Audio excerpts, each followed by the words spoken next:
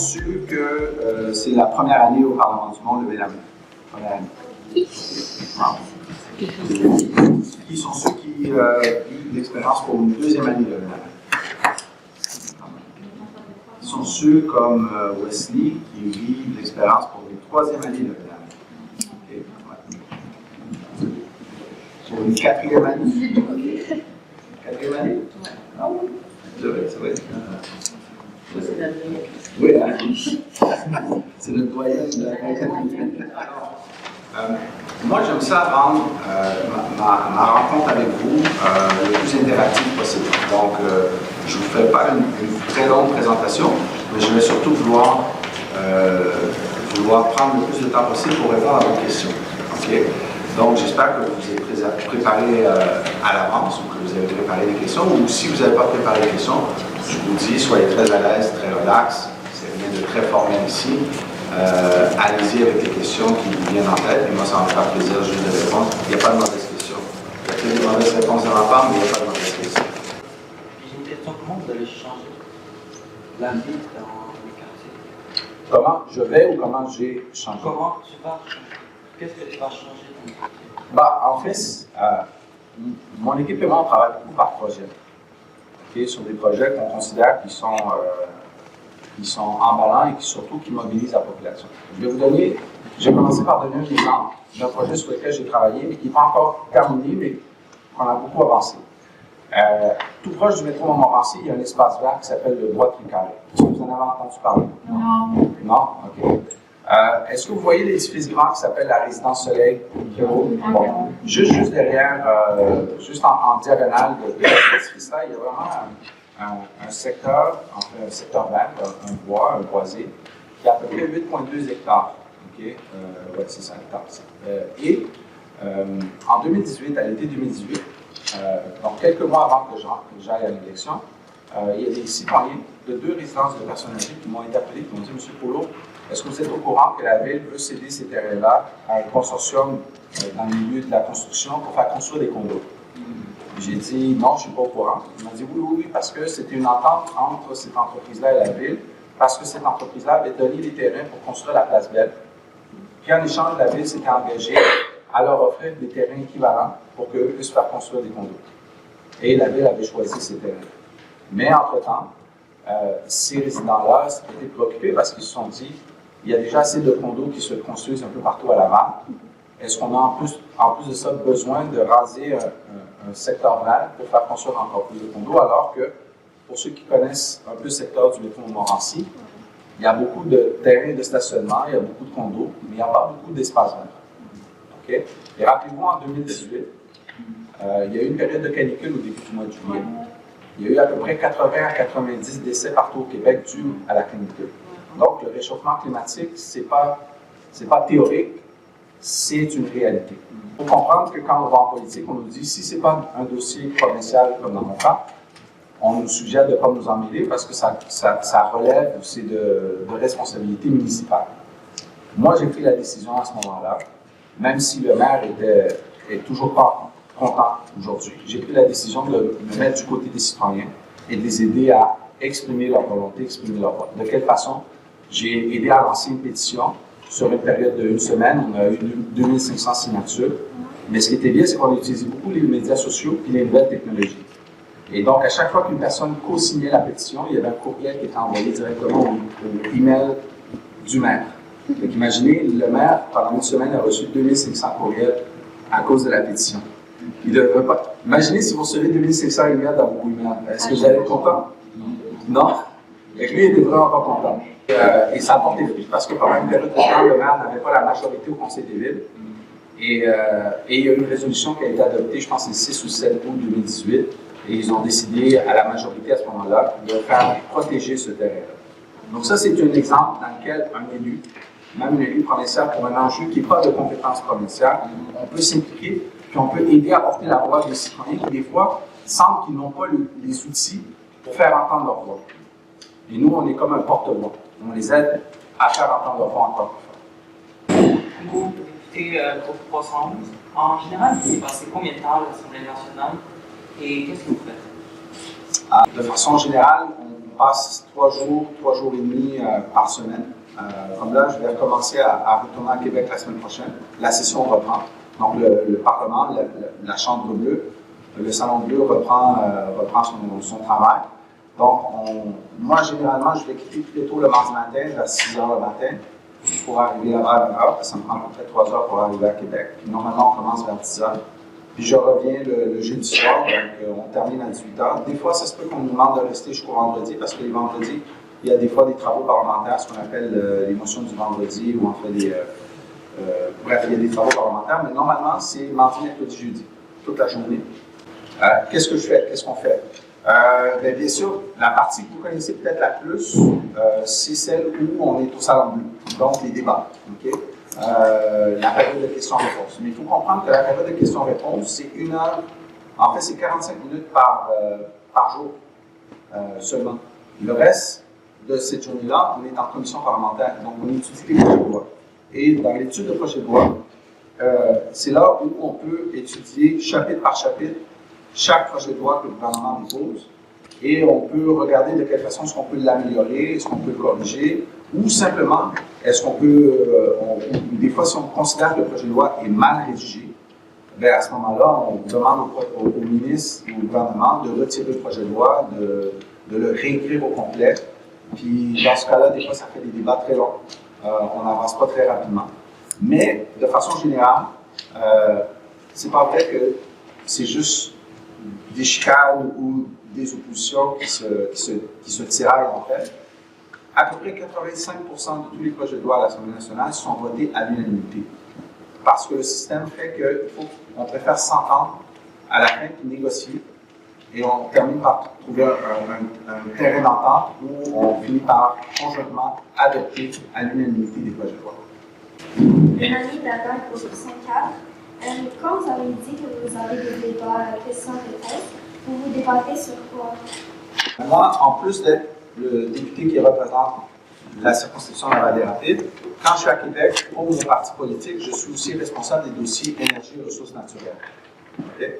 Donc, je vais donner un exemple. Si Hydro-Québec décide d'augmenter ou décide d'annoncer, ils font une augmentation de la facture d'électricité de 3%. Okay? Tout d'un coup. Mais à ce moment-là, mon chef et mon leader parlementaire, ils vont me demander de préparer des questions pour interpeller le ministre de l'Énergie pour expliquer pourquoi est-ce qu'Hydro-Québec a décidé d'augmenter la facture de 3%, alors que la moyenne dans les dernières années, c'était d'à peu près 1%. Donc, ça, c'est une situation qui arrive régulièrement. Si le gouvernement décide de déposer un projet de loi, comme c'est arrivé à l'automne, de déposer un projet de loi pour modifier le fonctionnement d'Hydro-Québec, comment ils déterminent l'augmentation des factures d'électricité ou des tarifs d'électricité. Et là, à ce moment-là, c'est moi le responsable en commission parlementaire. Quand on étudie le projet de loi, c'était ma responsabilité, ça c'est un vrai exemple, c'était ma responsabilité d'être là tous les jours en commission parlementaire, de questionner le ministre pour savoir est-ce que c'est vraiment le meilleur mécanisme, le nouveau mécanisme qu'ils ont mis en place. Est-ce que vous avez pris des décisions, des choses que vous êtes obligé de faire, mais que vous ne voulez pas être obligé de faire? Très bonne question. Le système parlementaire au Québec, mais également à Ottawa, est basé sur ce qu'on appelle un système parlementaire britannique. Okay? Donc, le mode de fonctionnement des partis politiques, que ce soit à Québec ou à Ottawa, fonctionne par ce qu'on appelle le principe de ligne de parti. Okay? La ligne de parti veut qu'on se fait des débats entre nous, dans un même parti, pour déterminer quelle est la décision qu'on va prendre, de quelle façon on va voter. Mais une fois qu'on sort de notre réunion interne, on essaie tous de voter de la même façon, parce que c'est la manière qu'on va pouvoir mettre la pression sur le parti qui est au gouvernement, pour lui faire comprendre que si on est d'accord, il n'y a pas de problème, mais si on n'est pas d'accord, là on essaie de faire comprendre au gouvernement qu'on exprime à ce moment-là la voix d'une partie de la population qui ont voté pour nous, disons-le comme ça, qui ne se reconnaît pas dans la proposition du gouvernement. Okay? Mais ça va arriver que des fois, à l'intérieur de notre parti, il peut y avoir des gens qui ne se sentent pas à l'aise, qui ne sont pas d'accord avec la majorité de l'opinion dans un même parti. Très, très, très rarement, vraiment c'est très rare, les partis vont s'entendre pour laisser, ou un parti peut laisser s'entendre à l'intérieur du parti pour laisser ce qu'on appelle faire un vote libre. Okay? Et là, à ce moment-là, même si on n'est pas d'accord, on n'oblige personne à voter d'une façon ou d'une autre. On dit, parfait, vas-y, selon ta prérogative personnelle. Moi, j'ai eu le privilège de vivre pour une rare fois un vote libre.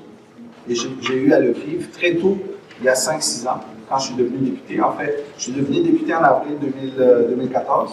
Et en juillet 2014, j'ai pu vivre c'est quoi un vote libre. Et je vais vous expliquer c'est quoi. C'est qu'il y avait un projet de loi qui était débattu depuis des années, qui était le projet de loi Mourir dans la dignité. Okay? Qui est un projet de loi qui est essentiellement... Qui connaît la loi qui permet, en fait, le débat derrière Mourir dans la dignité? Qui est au fait de ce débat-là? En fait, je vais vous faire intervenir plutôt que de vous l'expliquer. C'est quoi ton prénom, Rebecca? Bianca. Bianca. C'est quoi ta perception? En fait, c'est quoi ta connaissance de ce projet de loi-là ou de cette loi Mourir dans la dignité? Est-ce que, en fait, avant, j'ai juste une question. Est-ce que mourir dans la dignité, c'est la même affaire que la loi de aide à mourir? C'est ça, c'est la même chose? Oui, exact. En gros, moi, je pense que ça, c'est quand quelqu'un est tellement en train de souffrir d'une certaine maladie qu'un jour, il est juste plus capable de souffrir, donc on va l'aider à partir vers un meilleur. Voilà. Est-ce que quelqu'un aimerait rajouter quelque chose à ce que Bianca a donné comme explication? Non? C'est quoi? Oui? Il me semble qu'avant, les personnes qui pouvaient pratiquer l'aide à mourir, ils devaient être en fin de vie, donc ils devaient... Voilà. Mais ça, c'est très bien parce que ça veut dire que vous êtes à jour, vous suivez le débat actuel. Le débat à l'origine, c'était une personne qui vivait avec une maladie dégénérative qui lui infligeait d'énormes douleurs, notamment, et qui à ce moment-là, plutôt que de continuer à vivre dans la souffrance, préférait pouvoir avoir accès consciemment, c'est-à-dire en état de décider par elle-même. Donc, je reviens à ta question, Donna. Moi, j'ai eu à vivre, je n'ai pas vécu tout le débat dans les années précédentes, mais j'ai eu à vivre le vote, l'adoption du projet de loi. J'ai eu, à ce moment-là, je viens d'arriver, ça fait quelques mois, et on me dit, c'est un vote libre.